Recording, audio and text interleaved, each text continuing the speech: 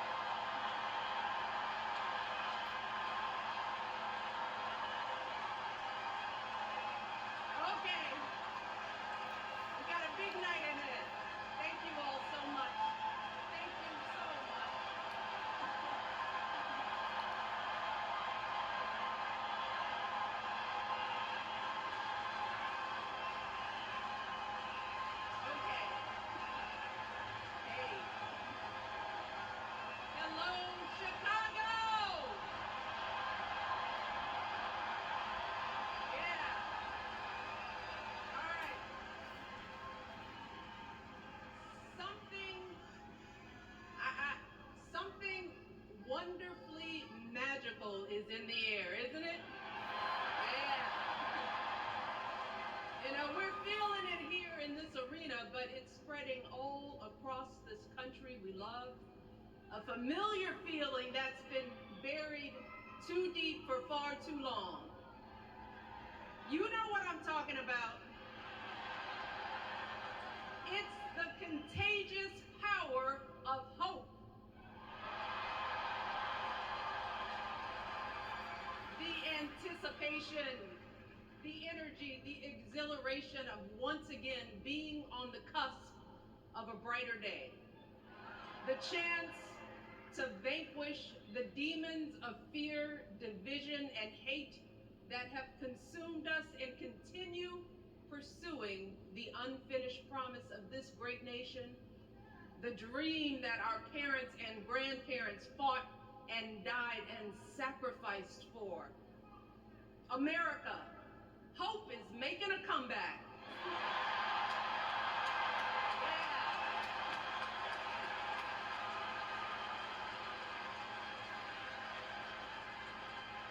But to be honest, I am realizing that until recently, I have mourned the dimming of that hope. And maybe you've experienced the same feelings, that deep pit in my stomach, a palpable sense of dread about the future. And for me, that mourning has also been mixed with my own personal grief. The last time I was here in my hometown was to memorialize my mother, the woman who showed me the meaning of hard work and humility and decency, the woman who set my moral compass high and showed me the power of my own voice. Folks,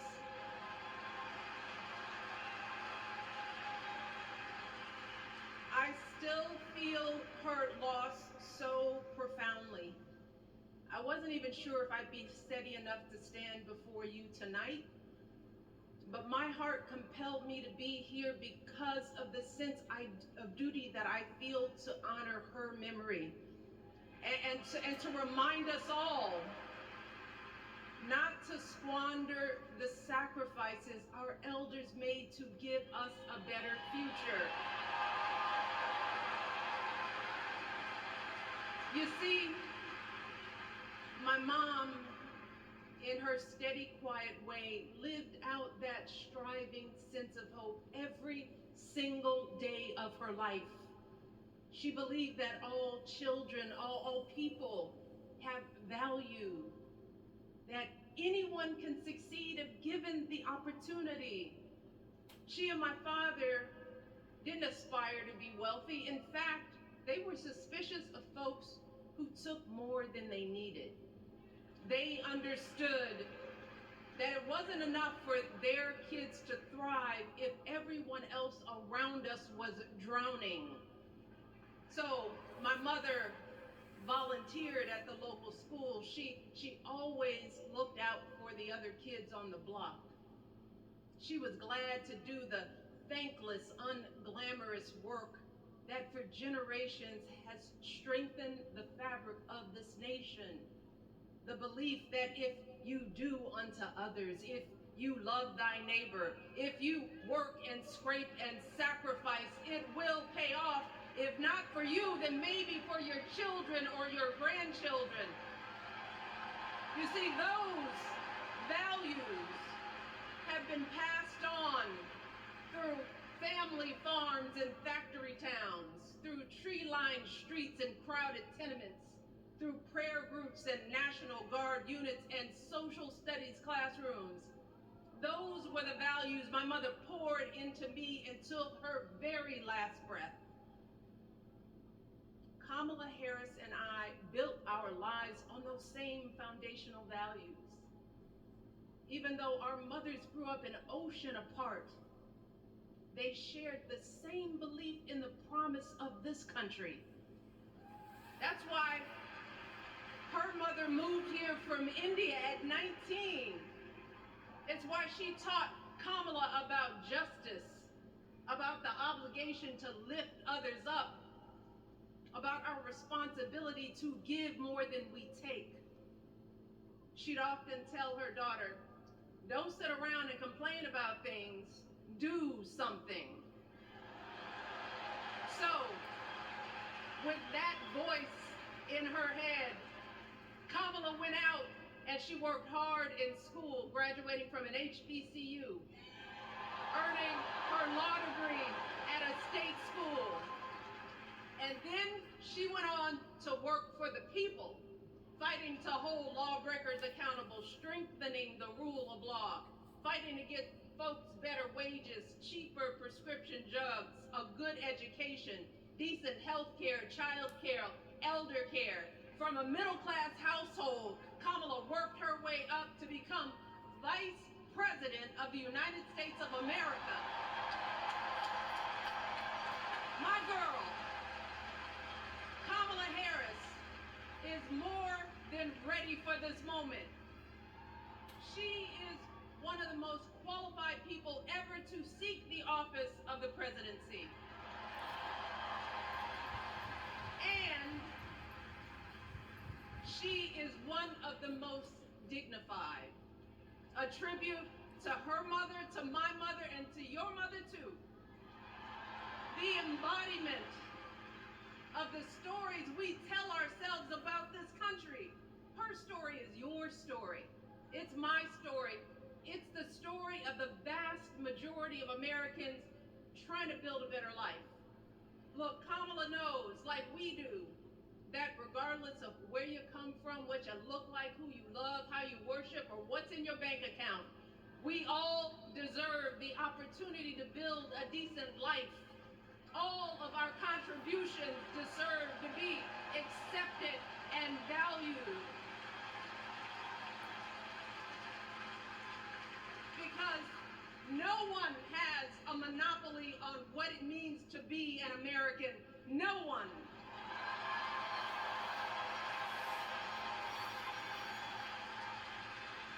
Kamala has shown her allegiance to this nation, not by spewing anger and bitterness, but by living a life of service and always pushing the doors of opportunity open to others. She understands that most of us will never be afforded the grace of failing forward. We will never benefit from the affirmative action of generational wealth.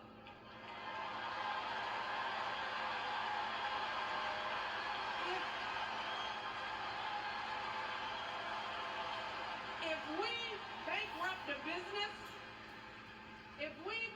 a business or choke in a crisis, we don't get a second, third, or fourth chance. If things don't go our way, we don't have the luxury of whining or cheating others to get further ahead. No. We don't get to change the rules so we always win. If we see a mountain in front of us, we don't expect there to be an escalator waiting to take us to the top. No. We put our heads down. We get to work. In America, we do something.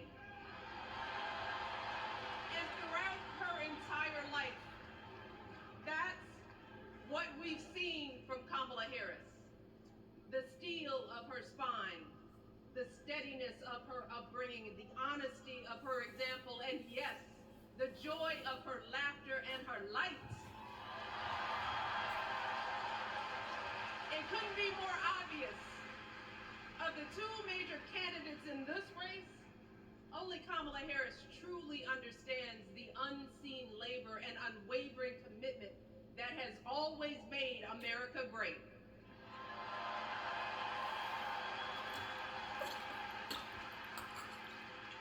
Now, unfortunately, we know what comes next. We know folks are going to do everything they can to distort her truth. My husband and I sadly know a little something about this. For years, Donald Trump did everything in his power to try to make people fear us.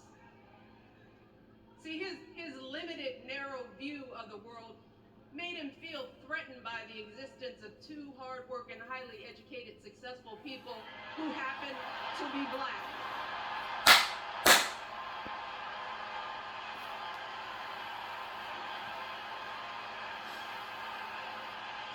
Wait.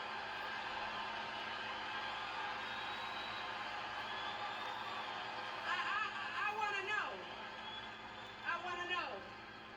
Who's going to tell him that the job he's currently seeking might just be one of those black jobs?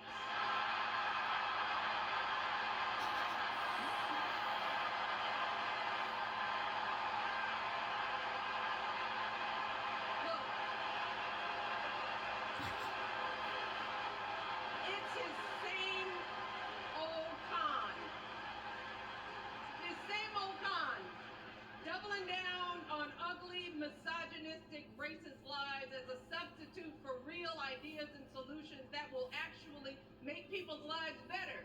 Look, because cutting our health care, taking away our freedom to control our bodies, the freedom to become a mother through IVF like I did, those things are not going to improve the health outcomes of our wives, mothers, and daughters. Shutting down the Department of Education, banning our books, none of that will prepare our kids for the future.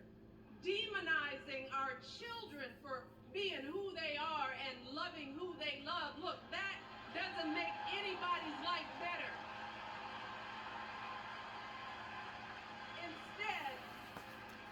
Instead, it only makes us small. And let me tell you this, going small is never the answer. Going small is the opposite of what we teach our kids. Going small is petty, it's unhealthy, and quite frankly, it's unpresidential.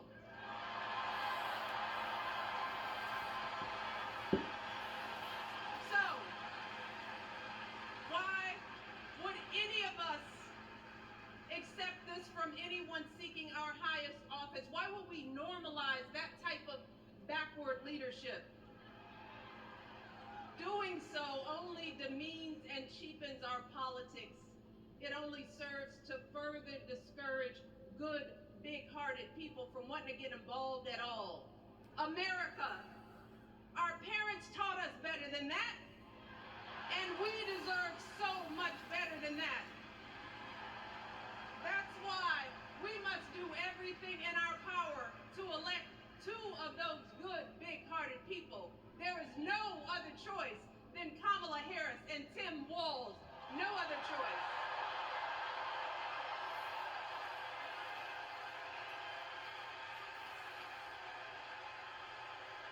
But as we embrace this renewed sense of hope, Let us not forget the despair we have felt. Let us not forget what we are up against. Yes, Kamala and Tim are doing great now. We're loving it. They're packing arenas across the country. Folks are energized. We are feeling good. But remember, there are still so many people who are desperate for a different outcome, who are ready to question and criticize every move Kamala makes, who are eager to spread those lies, who don't want to vote for a woman, who will continue to prioritize building their wealth over ensuring that everyone has enough. So no matter how good we feel tonight or tomorrow or the next day, this is going to be an uphill battle.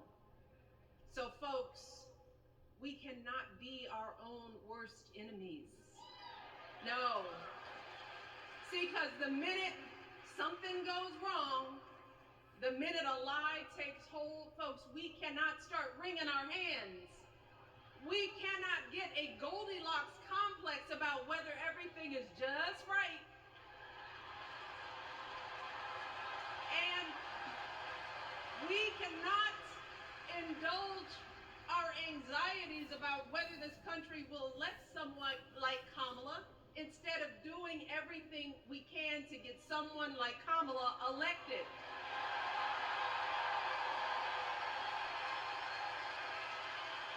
Kamala and Tim, they have lived amazing lives. And I am confident that they will lead with compassion, inclusion, and grace. But they are still only human. They are not perfect. And like all of us, they will make mistakes. But luckily, y'all, this is not just on them.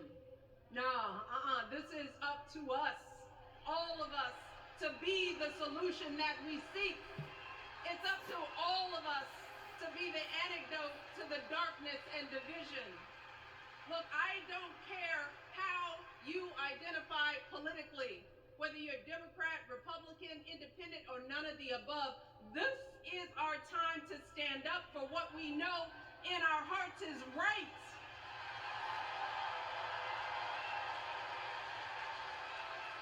To stand up, not just for our basic freedoms, but for decency and humanity, for basic respect, dignity, and empathy, for the values at the very foundation of this democracy. It's up to us to remember what Kamala's mother told her.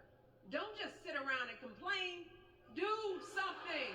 So, if they lie about her, and they will, we've got to do something. If we see a bad poll, and we will, we got to put down that phone and do something. If we start feeling tired, if we start feeling that dread creeping back in, we got to pick ourselves up, throw water on our face, and what? Do something. We only have 2.5 months, y'all, to get this done. Only 11 weeks to make sure every single person we know is registered and has a voting plan. So, we cannot afford for anyone America to sit on their hands and wait to be called.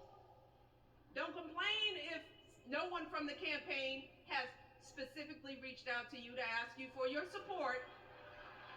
There is simply no time for that kind of foolishness. You know what you need to do.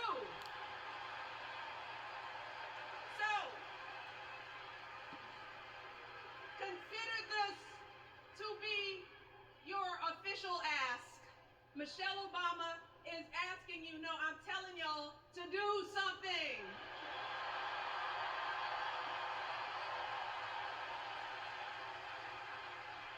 Because